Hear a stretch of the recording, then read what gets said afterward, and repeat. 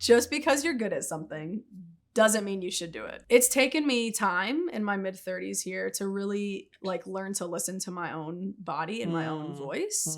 It's impossible to listen to yourself and your body without slowing down.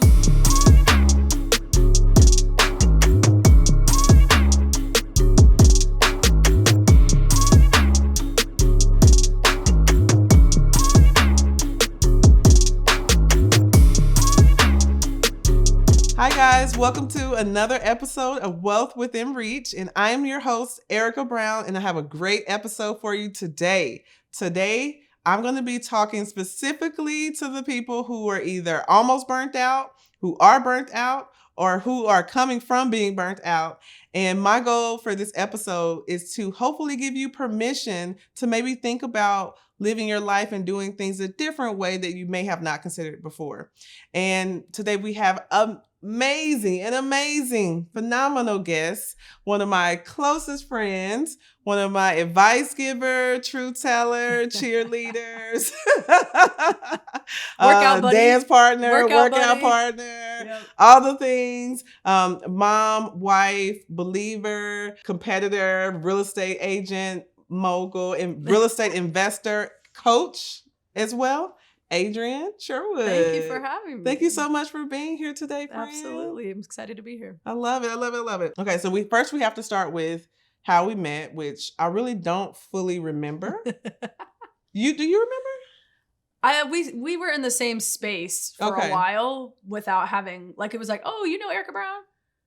And this was before real estate for both of us. Yes, we were both at the same church. Yes, okay. And I think I was transitioning out. You got your license a year before I did. Okay, yes. And then I actually knew your husband better because he was in the nonprofit world and so was I. Mm-hmm. Yep, that's awesome. Yep. We've been in the nonprofit world, church, somewhere around that lane before you got into real estate. And I got into real estate and you got into real estate shortly after. And I remember just kind of peeking over and I was like, man, Adrienne is killing it. If people weren't working with me, they were working with Adrienne. Like, you had an amazing, like, wildly successful, really fast career in real estate. And at some point, though, it got to be too much. And we talked about that. Actually, we had lots of conversations, just like just being friends and just trying to talk about like how to manage burnout. And it got so bad to where you were almost burnt out and you had just had a baby and you were very close to having a massive breakdown. Yeah, definitely. You want to tell us like more about like what was going on? What was that like? Yeah, man, it's hard to capture all that was going on at that time. But essentially, I had my first child after 2 miscarriages, which was very challenging, in 2019 of December. And so we got into COVID pretty much as soon as he got out of like the 4th trimester. At that point, we were kind of, my husband was doing his thing, working. He wasn't really sure if he wanted to keep doing that. And then I had been doing real estate for like 2 or 3 years.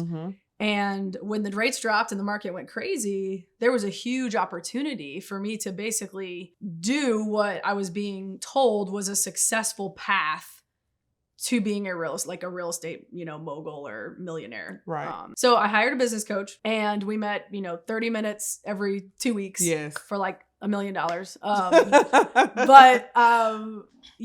was like, this is my chance to just really try. Right. So I was like, I'm going to build a real estate team. That's the way to get my time back. Yes. That was the dream that I was like, that was what I bought. I'm going to get my time back. I'm going to hire out a team. I'm not going to have my clients dictate my schedule anymore. Yeah. And I just ended up in a very successful financially, but I was so depleted. And my son favored me a lot and my husband was home with him. And so, I would be working in my office and my son would just be banging on the door to get in because he wanted me instead of dad. Right. And so like a week before my daughter was born, my husband basically told me like, I don't want to do the stay-at-home dad thing anymore. And I was so burnt out with work. And so we both were just kind of at this crossroads. Yeah. And then I had postpartum anxiety and pretty much it was a very challenging, difficult time. Wow. So it's so crazy how sometimes, you could be at the height in one area, and it could be like a super hard place in another area of your life. I've experienced that multiple times. And so you're making all this money, the most money you've ever made before, because before you were in the nonprofit world, you weren't making no money. I made $40,000 a year, and I made that thing look like 60, but it was 40. But right. But yes. So now you're making like a lot more. Yes. And but you just don't have anything else to give. Mm-mm. So then, like, what did you do? You built this team. You actually have employees, full-time employees that you're employing. What did you do, and how did you make that decision? So I had saved up enough and, was ready to be on maternity leave for like 3 months. Mm-hmm. And I had my payroll lined up, and I had all my, people kind of with their marching orders, what they should do while I'm out. Yeah. I ended up actually getting on medication as well for anxiety. Yeah. And I was just very out of touch with myself. And I think most moms feel like that after you have a baby. For sure. But I just remember being like, okay, I cannot keep doing real estate anymore. So I'm going to thinking about just getting out together. I forgot about that. I'm what were you going to do? I didn't know. I was going to sell my business. I was going to try to sell my book of business and basically get some percentage of the sales. Yes. But then I realized quickly that was going to be good for maybe a year or two. And then people would stop calling me because I'm not working with them. Yes.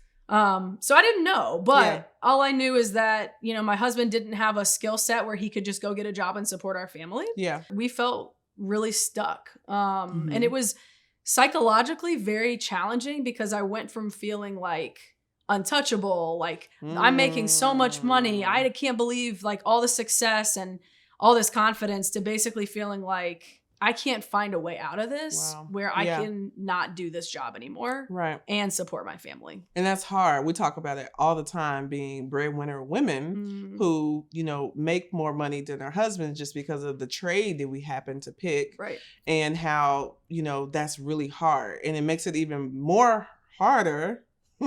Y'all know I'm country. When you don't have anything else to give. Yeah. So to answer your question, speed up. So basically, I did not really have a plan except that I texted Erica Brown and was like, "Hey, thinking about joining Boast or something.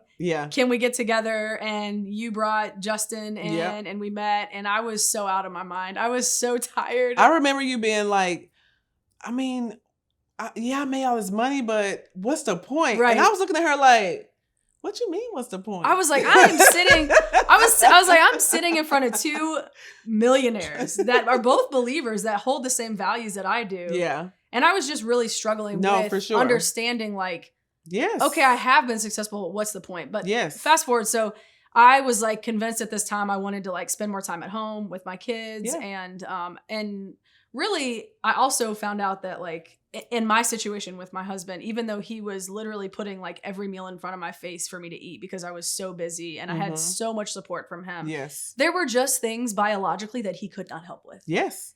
And it just made me feel like I am gone for work. So then if I do want to go out with a friend, my son now doesn't see me even more. And so I just was like, I'm getting the short end of the stick here. And my husband's been home with him all day, which means I come home. I'm doing bedtime. Yeah. Because my husband's been with him all day. Right. And I am tired. Right. And I was pregnant. Yeah. With my daughter. So. And you talk to people all day. I don't want to talk to you. Right. So anyways, I set up this meeting with you, and then you and I kind of kept meeting, and I was very open. And we tried to like talk through some different scenarios. And then the best one that seemed to fit was you were like, why don't you just join my team? And I was like, what?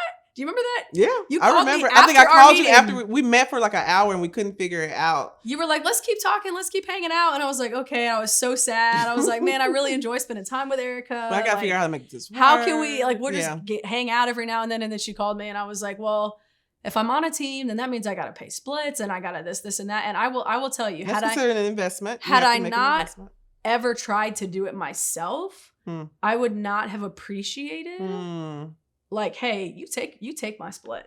Bye. You're okay, so you're gonna be the one to hire, fire, you're gonna be the one to have all the manage, hard conversations. You're gonna do the quarterly business planning meetings with all the okay, great. I am happy to give you my split.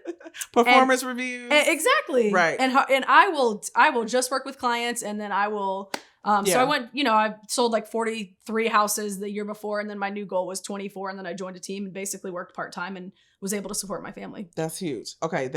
That's huge.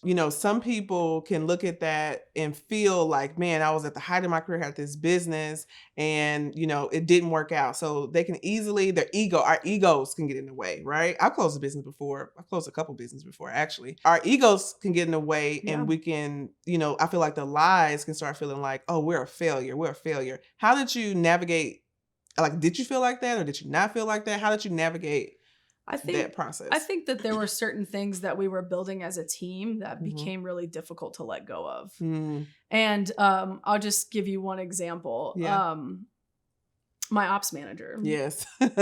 Which go ahead. So I spent 2.5 months in the hiring process. I had like 6 interviews with this person. Yes. And I went through, checked all the boxes as far as how you hire someone. And, it was such a lengthy process. Yeah. And then I quit and basically fire her. And I'm like, but by the way, Erica, the person's team I'm joining is looking for an ops manager. Would you be interested? So Erica inherited and hired my ops manager that I spent 2.5 months and she's training. Amazing. And she's so amazing. She's like talent that it's very hard to find. She's a unicorn. Yeah. So that was something that was like, okay, Erica made a phone call. Yeah. And got to inherit this amazing employee that I spent a lot of time working on. Yeah. But at the end of the day, it was always like, but that's not me.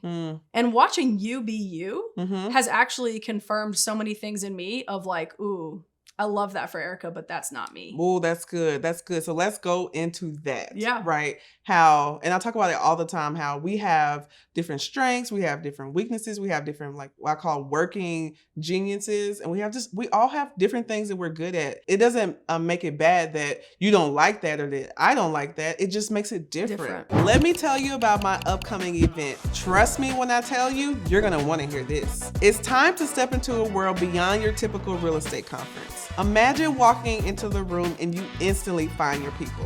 I would like to introduce you to the Owning It and Living It experience. This is a 3-day unique experience that merges Black and brown culture with real estate insights to help you think about building wealth in a different kind of way. This isn't just about making money, although we know how to do that. This is also about welcoming you into an environment where you feel seen, known, and safe. Join me for an unparalleled experience designed to help you both financially and empower you through the power of real estate. The Owning It and Living It experience is November 1st through 3rd at the Intercontinental Hotel in Atlanta. Yes, sis, we're in Buckhead. To learn more, go to owningitandlivingit.com or scroll down in the show notes and I'll see you there. What was that like for you to now be on the team and you still get to, use your strengths in the way that works for you. And then you also get to learn to be mentored and still be able to, grow your business in the way that works for your life now. Just because you're good at something doesn't mean you should do it. Talk about that a little bit more. That's good. It's taken me time in my mid-30s here to really learn to listen to my own body and my own voice. It's impossible to listen to yourself and your body without slowing down. Yeah. And for me, I really learned so much through the mess of success. Yes. And wanting to, do this and that I had to there were so many times that I had the wrong mentors in my life. And I would go to these mentors and I'd be like, look, we're business planning for next year. And I don't want to sell more houses than I did last year. Right. I want to focus on this goal instead of those goals. Yeah. And no one had an answer for me. Wow. Nobody. Wow. And it was just I did not exist. They didn't see you. No. They didn't see you. You didn't exist because they didn't see you. I didn't fit the model. And so we just didn't know what to do with you. Or they just continued to try to force me into this model. And so I think just being able to take a step back and really ask myself. And I think what I realized was I don't really love I thought I always wanted to be the number one in the room, I guess what you say, the biggest leader. I'm a natural born leader, always have been. Yeah. But I think what I've really realized is I love supporting a big leader more than I love being the big leader. Yeah. And so it just took a while to find you. Oh, I'm glad we found each to find you. And yeah, so I think, it was scary. Like, I was like, I think I know of Erica, but I really didn't know you. Right. And so like to basically be yielding to a lot of your vision and a lot of what, you had in mind for your real estate team. Right. Was a big risk, but it's been awesome. And that might lead us into some investing questions because that's where we're going next.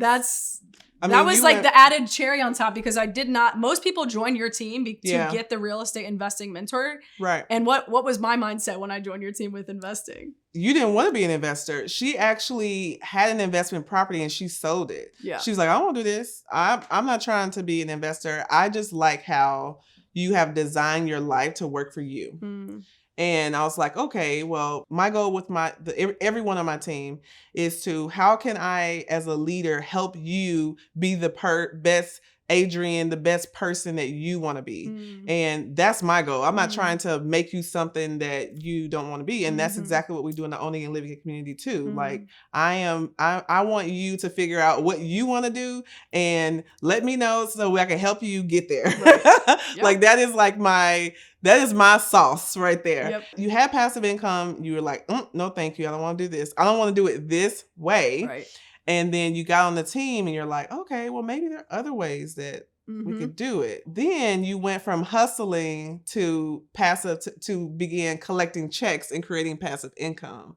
Talk to me about that part. And then specifically how the owning and living it community supported you, because even though you're an agent on my team, you actually went through my mentorship program. Mm-hmm. You paid and went through my mentorship program and joined the program and figured out all the stuff. So I sold my house and, I took that big check. Yeah. I don't know if we're cursing on this episode. Because you, but we took, I took that big ass check and I put it in the bank and then I sent it to a brokerage account and was like, hey, y'all let me know how it does in a year. And I was just like, I have made all of my wealth through real estate. Mm. I've made all my wealth through real estate. Yeah. And so it's like, I feel like when I sold that house, I took a well-watered plant that was like right by a beautiful stream and just plucked it out. And like, that was my money. That was what I had. It wasn't growing anymore in the same ways it was if it had just stayed there. Mm-hmm. And so I was like, all right, I think I might need to reconsider this. Right. And I think also when I do it,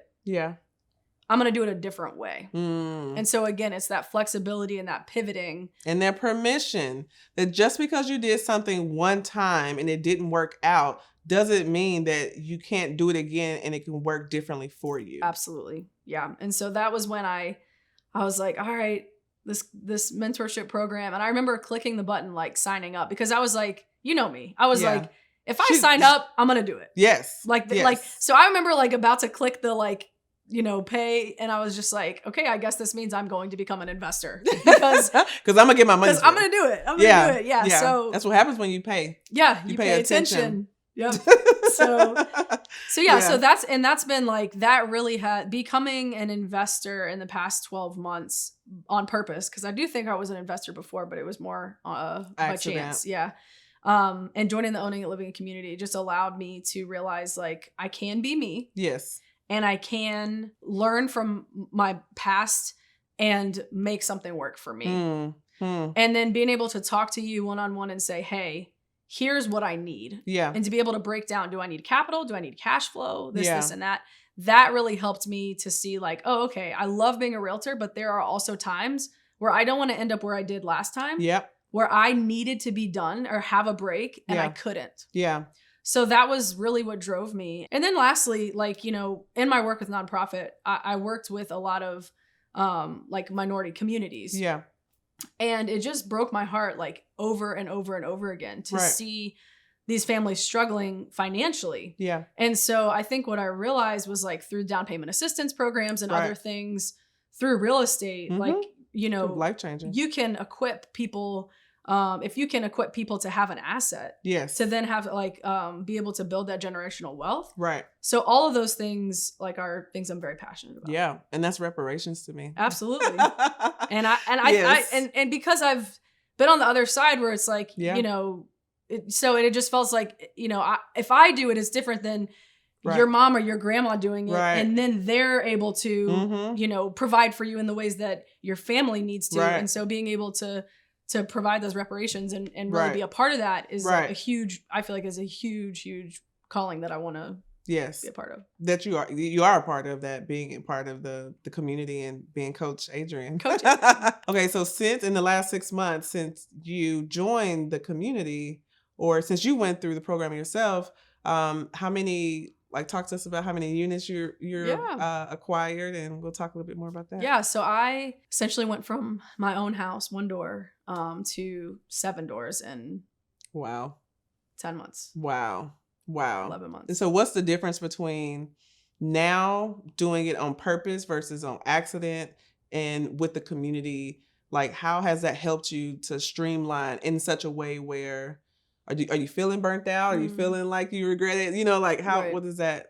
How is that different now? I mean, I think my personality is prone to burnout just based on being a 3 on the Enneagram. Yeah. But I will say, like, I don't feel real estate burnt out at all. And I think I'm a starter. I mean, you just moved this week, so you're probably tired. Literally. Like physically. Literally. I say I'm prone to burnout because that's kind of something about my temperament that I'm aware of that I do try to like pull back. Cause like I remember after buying my first property, it was a duplex in Northeast Ohio. And I remember, you know, I get a little obsessive about things when I like them and it works. And so I remember after closing that deal, I was like looking at my husband and I was like, I think I need to take a month to like not look at the internet and like try to find not my look at property. the MLS. So, you know, it's kind of a start and stop, but I really love that. It's something that I feel like because I have a property manager, it's something that I really feel like I can pick up and put down when I want to and need to. And that has worked really well with this phase of life that I'm in with a 2-year-old and a 4-year-old. Yeah. And your VA. What? Oh, your VA yeah. Yes, your property manager and your VA. Yes, I have an executive virtual assistant, which she's awesome. It's been great. And like, I think my goal was like $1,200 a month in passive income this year. And based on this last move, I think it's going to be like a little over 2,000. Wow. Which in this market is in 1 year. Yeah. Yeah. That's amazing. It's pretty incredible. That's amazing. So how has now jumping back into the passive income game, and now getting to a place where you're at the end of the year, you'll be at $2,000 in passive income. And this is after, we're not talking about passive income as, what is it? Rent minus mortgage. And then that's it. We're talking about all of the expenses, including property management fees. And then we're going to be here. How has that helped your mental health? Knowing that, okay, I have some money coming in and it's coming in every month. Granted, my tenants are paying and, you know, I'm not having any crazy things happening. Right. How has that helped your mental health, just knowing that you have that kind of that security there? I think, honestly, I don't know that it has really set in like that yet. I think what helps my mental health more is just knowing like I have the option with this vision and this goals that I have that I can take breaks when I need to. And I think that causes a lot less. That helps my mental health. Yes. Because it allows me to, because with mental health, I mean, if you're anyone who's listening who struggles with that or has struggled with it, you realize and you know how unpredictable it can be. Yeah, that's true. And sometimes you're like, okay, I don't know why, but I feel really depressed today. Yeah. And I want to just stay in bed and, you know, but I can't, you know, or I just like cannot pick up one more toy off the ground. Yeah. You know, like I am just so tired of wrestling my toddler that's an alligator to put the diaper on. And so, you know, I do think that like just being able to have a little bit more of that space and that control definitely helps. That's really good. I love it. Love it. Okay. So final question. I want you to give some final advice to that woman who is they're in a really tough place. They have been doing a lot and putting themselves last. And they're at a place where they're supporting their family and they're almost at burnout or they're at burnout and they feel hopeless. What type of encouragement can you give to them of like just easy, like 1 or 2 steps what they can do today to start taking back control of their situation? I like felt that in my bones when you were talking. So to the listener who is all of those things. Yeah. You know, I would really say like, look at your calendar today and just decide, is this something that I really feel like I have to do? Or is this something that I actually need to do? And I would just look at your calendar today and just decide, even though I have been there every Wednesday for the last year to read the mystery reader book, is that something I have to do? Yes. Is that something I'm holding myself to, or is that something that like the kids are going to remember for the rest of their life? Exactly. So that would be step one. Look at your calendar for today and tomorrow and just decide what can you do, and then turn your phone off and just sit still or whatever you need to refill yourself during that time. Yeah. And then do it for the next week. And then secondly, I would just say some of the best like parenting advice I feel like I've been given recently is don't worry so much about raising your kids as much as wanting to enjoy your kids. That's really good. And I really loved that because I was like, as a like achiever, I'm gonna be the best mom ever. Yeah. Like so many times I'm like, and then I'm gonna do this and I'm gonna do that, because you know all that translates whether it's business or home. Yeah. And it's like, man, like maybe almost a little Mary Martha too. Like maybe I need to like not worry about picking this up right now and just like sit on the floor and roll the ball with my son. And so yeah, so I would just like really figure out what is it that you need to do to enjoy your kids if you're a mom. And if you're not a mom, like what is it that you can do to bring yourself joy? Yeah. And pleasure. Yes. And whatever those things are, like work at those as hard as you do other people's needs or your business goals. Oh, that's good. And then like my kids will become a lot like me. Yes. So if I am doing these things for myself, if I'm doing the work for myself, if I'm listening to my body, I hope that means they'll start listening to their body and just try to embody all of those things. And just know that you're not crazy. You're not crazy. You're carrying a lot. Yeah. And if you don't have people around you that can like hold that space, hold that with you and contain that, then please find other people who are living similar lives that can actually sit with you in that space, because it's not so much the emotions that are overwhelming, it's being alone in those emotions. Because you think you're the only one going through it. Exactly. Yeah. So if I can just know that other people can see me in those spaces, it can take so much of that like loneliness and that emotional weight off. That's so good. And you've been one of those people for me. Oh, thank you. You've definitely been that way for me too. You've been that for me too. Thank you. That's awesome. Thank you so much for being here. Thank you for having me. Thank you so much for listening to another episode of Wealth Within Reach. I will see you next time.